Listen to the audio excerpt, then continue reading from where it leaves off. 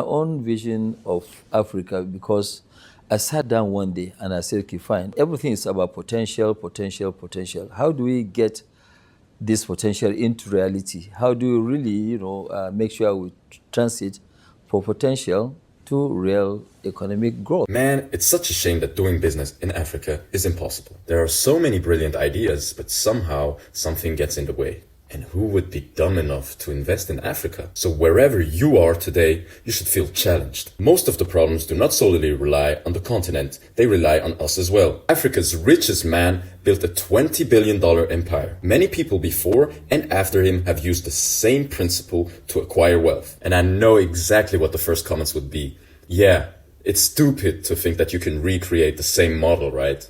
And let me tell you, you are so wrong. Sugar, salt, rice, that's a poor man business, right? Honestly, if that's your first thought, change your mindset and come back. Successful Africans acknowledge the difficulties of the market, and they also see that there is no reason for them to leave a $1 billion gap open, especially if you have the two things that this man preaches about. The other one is really to work very hard, and you have to have the tenacity of continuing to, you have some hiccups here and there.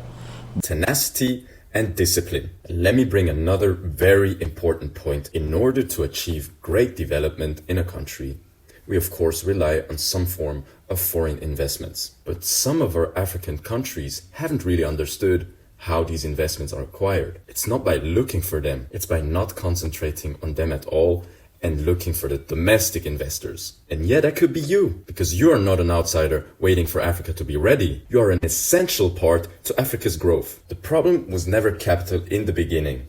Money has been going there for decades. The problem is that the capital right now is going blind. No structure, no milestones, and no local anchor.